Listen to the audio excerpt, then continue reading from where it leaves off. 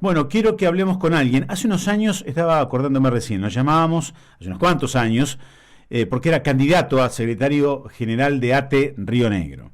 Después como ya secretario general de ATE Río Negro, luego como secretario adjunto de ATE a nivel nacional y ahora ya como, bueno, lo hicimos como candidato a secretario general y ahora como titular de ATE en todo el país. Me estoy refiriendo a Rodolfo Aguiar, con el que hemos hablado un montón de veces en todos estos años, y no sé si alguna vez imaginamos que allá, cuando le decía al principio, iba a estar al frente de un gremio tan importante en el país como es ATE. Lo tenemos en línea, vamos a aprovecharlo un ratito, vamos a charlar. Aguiar, buen día, Gustavo Bosco lo saluda, ¿cómo le va? Muy bien, un saludo para usted y para toda la audiencia. Bueno, ¿usted alguna vez, se imaginó estar en ese lugar? No, mire, nunca me había imaginado llegar a la Secretaría General de ATE en la provincia de Río Negro, menos aún a la Secretaría de ATE a nivel nacional, uno de los sindicatos más antiguos, más grandes, más prestigiosos de la República Argentina. Y en eso entonces creo que han tenido que ver las circunstancias, han tenido que ver los momentos. No se llega a conducir el sindicato como fruto de un momento, de un instante en particular, sino a partir de esa sumatoria de momentos que hemos podido construir desde hace muchos años. Yo digo agradecimiento porque este triunfo es de todas y todos los estatales rionegrinos, también de la sociedad rionegrina, de una sociedad o de un pueblo rionegrino que muchas veces compartía, otras veces no, nuestras metodologías de protesta, pero siempre nos respetó porque se dio cuenta que representábamos cabalmente los intereses de todas y de todos los estatales. Por supuesto, con esta introducción que usted hizo, también está en el haber para nosotros, hablando generalmente más allá de algún problema o de alguna mirada particular, la enorme generosidad que han tenido la prensa con nosotros en la provincia, todos los medios de comunicación, más allá de sus posicionamientos o líneas editoriales, todos sus colegas, y este tiempo, este espacio que usted bien describía en el inicio, que nunca se nos negó en la provincia, aún en los peores momentos de mayor confrontación con el poder político o con el poder económico, donde en algunas veces hasta recibían presiones y nunca dejamos de salir. Me parece que tiene que ver con todo eso y que llega desde lo personal, bueno, en el mejor momento de la vida que estamos atravesando, habiendo acumulado experiencia, mucho más tranquilos, maduros. Estamos pasando este momento que no quisiéramos que termine nunca. Yo he decidido, le cuento una infidencia, no quemar etapas. Si bien fuimos electos en el mes si bien fuimos electos el 9 de agosto, pero recién tenemos que asumir a partir del mes de noviembre, y nos han propuesto la idea de comenzar una suerte de transición y asumir responsabilidades de la Secretaría General. Nosotros preferimos que todavía no queremos quemar etapas, queremos disfrutar este momento. No se repite un momento como este en la historia de quienes hemos entregado mucha vida por esto, y recién descansar. Fue muy intensa la campaña. Primero un debate que duró más de un año hacia el interior de nuestra propia agrupación oficialista, la Verde NUSAT. Superado ese debate, luego la campaña para las elecciones, así que días de descanso ahora. Luego vendrá una etapa de comenzar a pensar, a planificar la gestión que viene y después finalmente asumir responsabilidades. Por supuesto, en este escenario que hoy aparece en el país absolutamente convulsionado después de las elecciones del domingo. Claro, le iba a decir, o sea, una etapa de transición que va a afrontar en medio de una Argentina convulsionada y, por lo que me dice, va a asumir ya a lo mejor con un presidente electo. No sé cómo coinciden las fechas con un probable balotaje y demás, ¿no? ¿Qué época como para hacerse cargo del gremio? Sí, la verdad que es un desafío enorme, pero yo decía que también estamos preparados. Para esto nos hemos preparado. Yo le pegué varias vueltas a la Argentina en este tiempo. Recorrimos el país proponiendo más federalismo, diciendo que las provincias tenían que volver a ser protagonistas en ATE, que la toma de decisiones en ATE no puede estar dada solo en la capital federal o en Buenos Aires, sino que también tiene que decidirse ATE en La Quiaca, en Jujuy, o en Tolwyn, en Tierra del Fuego, o en el Cuy, en Río Negro, que allí donde hay un delegado que está discutiendo con un jefe para defender una compañera o un compañero, allí se edifica el poder de ATE, que el poder de ATE no está en el edificio que tiene el sindicato, que no está en sus bienes, sino que está en su gente. Y entonces esta idea de volver a ponerle nombre y apellido a tantos esfuerzos anónimos que se realizan en la Argentina, y hubo un país que abrazó nuestra propuesta.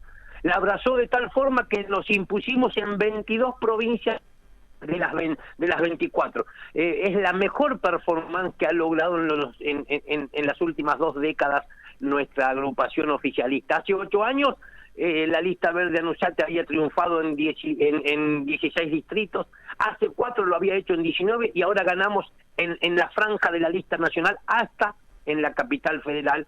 Lo único que nos preocupa es poder estar a la altura de las circunstancias y saber de qué manera vamos a devolver esa confianza que han depositado en nosotros, y por supuesto poder cumplir, satisfacer tantas expectativas que se han generado. Uh-huh. ¿Y cuáles son sus planes? ¿Qué quiere para el empleado estatal, nacional? Nacional. Sí, de las provincias. Provincial y sí. municipal. Sí. Recuperar salarios y ponerle fin a la precarización laboral. Los intendentes, todos, los gobernadores, todos o casi todos, y el presidente violentan la ley todos los días. Cometen delitos todos los días. ¿Cómo se denomina cuando la ley es vulnerada?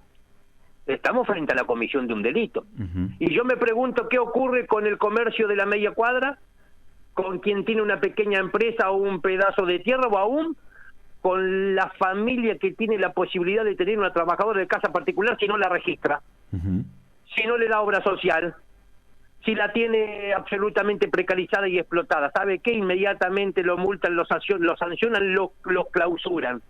¿Y por qué los intendentes y los gobernadores y el presidente pueden hacer lo que quieren?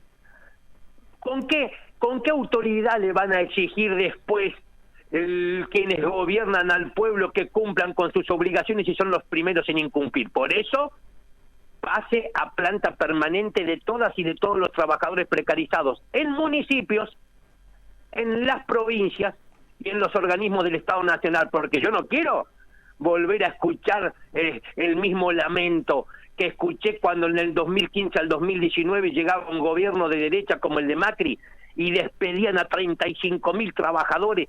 Los contábamos de a decenas de miles los trabajadores despedidos, por eso no queremos que vuelva a esa época. Pero ¿sabe qué? Macri podía despedir porque el gobierno que había estado antes los había dejado precarizados, no había cumplido con la Constitución y los había dotado de estabilidad laboral. ¿Y sabe qué va a ocurrir ahora? Lo mismo. Alberto Fernández le deja allanado el camino al gobierno que venga para que pueda tomar idénticas decisiones, porque no fue capaz este gobierno ni siquiera de cumplir un acuerdo que firmamos en la Casa Rosada para regularizar el empleo de más de 30.000 trabajadores estatales. Ni siquiera llegamos a los 5.000. Anoche veía al candidato del oficialismo. Uh-huh. Para aplicar la devaluación ni lo dudaron, Esa mañana nos levantamos, ellos cuando los manda el poder económico ni consultan, aplicaron la devaluación, le preguntaron por la suma fija. Uy, cuántas dudas tenía. No conocemos si finalmente va a haber suma fija, más allá que dijo que sí, cuáles son los detalles, de qué monto va a ser, a quiénes va a abarcar. Es decir, el resultado del domingo de alguna manera no tendría que sorprender a nadie, porque se transformó en un castigo si se quiere, a las últimas 2 fuerzas políticas que han gestionado el Estado en la Argentina. Pero si yo todavía me acuerdo que nos dijeron que iban a empezar en el 2019 por los de abajo, era el presidente Alberto Fernández sentado en el Congreso inaugurando las sesiones ordinarias, todavía estamos esperando que empiecen con los de abajo. Han tenido la mano, la abren fácil cuando los poderosos los presionan, y la cierran fuerte cuando somos los más débiles, las trabajadoras, jubiladas y jubilados. Entonces, no queremos volver a vivir lo del 2015 al 2019. Decimos, bueno, tampoco hay que resignarse, no hay que tener miedo porque Milei todavía no ganó. Son meses de disputar sentidos. Tenemos que seguir dando la batalla cultural en estos meses, pero por favor, lo único que pedimos es que no le echen la culpa a nadie, que tomen alguna medida que permita reconstruir un poco el poder de compra, el poder adquisitivo de los salarios, en nuestro caso, nuestra representación específica en el sector público, y de las jubiladas y de los jubilados. No pasa en ningún país del mundo lo que pasa en este. ¿Cómo se explica que crezca la economía, pero que también crezca la pobreza? ¿Cómo se explica que crezca la economía, pero que se caigan los salarios? Se explica de una sola manera. Y es con un gobierno que quiere gobernar sin pelearse con nadie, porque la economía creció, pero lo único que crecieron fueron las ganancias acumuladas de los grandes grupos empresarios. Si uno revisa sus balances, va a ver que las rentabilidades superaron en un 30% la inflación. Ellos sí que no tienen problema, ¿no? Los dueños del dinero en la Argentina no tienen ningún problema y deciden todos los días sobre nuestras vidas. Bueno, este es el gobierno que llegó de la mano, se puso de la manito del FMI y de la mano del FMI fue directo a la derrota electoral el último domingo. ¿No habrá llegado el momento de revisar un poco lo que se hizo? ¿No habrá llegado el momento de decir, tenemos que darle alguna señal al pueblo de que le vamos a mejorar sus condiciones de vida? Más le quieren pedir al pueblo cuando aparece un mesiánico de estos que aparte todo lo que dice no lo va a poder hacer. Este ataque desmesurado, violento al Estado, a los trabajadores estatales que observamos del candidato más votado. Primero es materialmente imposible que lleve adelante todas las medidas que se propone. Para barrer con los trabajadores estatales y con el Estado, primero hay que barrer con la Constitución Nacional, primero hay que barrer con el sistema democrático que nos rige. Ese es un impedimento. El segundo impedimento somos nosotros. ¿Quién se piensa, Milei, que somos nosotros? ¿Quién cree? Porque hay alguna dirigencia sindical que hasta fue cómplice de la última dictadura y que se arrastra ante cualquier oficialismo. No nos conoce Milei. O no sabe que cuando Macri asumió y llegó a Viedma, le prendimos fuego a todo el aeropuerto. ¿Qué le pasa? Alguien le tiene que contar. Entonces, a no preocuparse, a no tener tanto temor y a hacernos cargo de lo que nos tenemos que hacer, ¿sí? De si se quiere ir por el mal menor. Y el mal menor es disputar sentido y decir, no tienen razón los sectores políticos de la derecha que pretenden estigmatizarnos, que nos quieren desprestigiar a los trabajadores estatales. Claro, ellos saben que si lo logran, pueden aplicar un ajuste. Y dicen tres cosas, nada más, que nosotros tenemos que desmontar ese verdadero aparato de la mentira rápidamente. Ellos dicen, los estatales sobran, son muchos. Lo segundo que dicen, no están calificados. Entonces dice que trabajamos en el Estado porque no podríamos trabajar en ningún otro lugar de la actividad privada.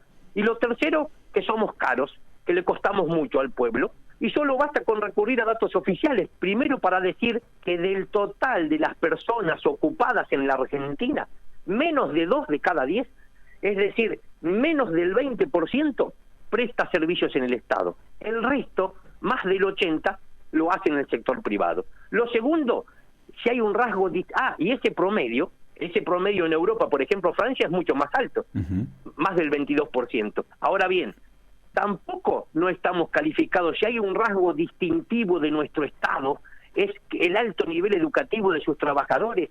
El 51% tiene título terciario o universitario y además tiene otras formaciones para otras competencias. Y por último, tampoco somos caros. Si uno analiza la partida de gasto primario del Estado, va a advertir que primero están jubilaciones y pensiones, en segundo lugar partidas presupuestarias destinadas a políticas sociales, las terceras los subsidios económicos y recién en cuarto lugar está el gasto para nosotros, inversión en personal. Por lo tanto, lo que decimos es, disputemos sentido y al gobierno le exigimos que dé una señal concreta, porque no nos imaginamos, sin un gobierno que empiece a darle señales al pueblo, cómo alguien podrá cambiar su voto de acá a octubre, o cómo aquellos que se ausentaron en las primarias van a concurrir a votar por otro candidato que no sea el más votado si no tenemos una suma fija en los próximos días y se reabren todas las paritarias. Ayer, no sé si se lo han propuesto al gremio o no, ¿le gustaría sentarse con por lo menos con los principales candidatos a la presidencia para ver qué proyecto realmente tienen? Mire, eso del diálogo también es una construcción simbólica que han hecho los sectores de la derecha. Entonces muchos colegas suyos, el diálogo, los conflictos se resuelven dialogando. ¿Qué diálogo?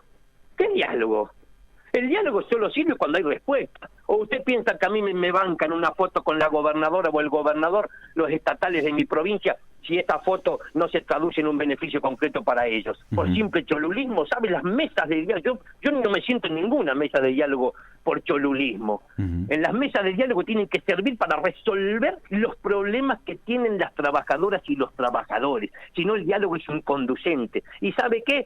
Recuerdo el macrismo, llenaba reuniones por todos lados, mesa de diálogo, pero no se reincorporaba ninguno de los trabajadores despedidos. Yo no le resto importancia al diálogo, pero ¿sabe qué? Lucha. Prefiero lucha. Lucha. Y si hay diálogo, si la lucha genera diálogo, bueno, nosotros abrazamos una formación en nuestro sindicato que ningún diálogo es productivo si no está precedido de un proceso de lucha. Primero hay que luchar, después hay que dialogar.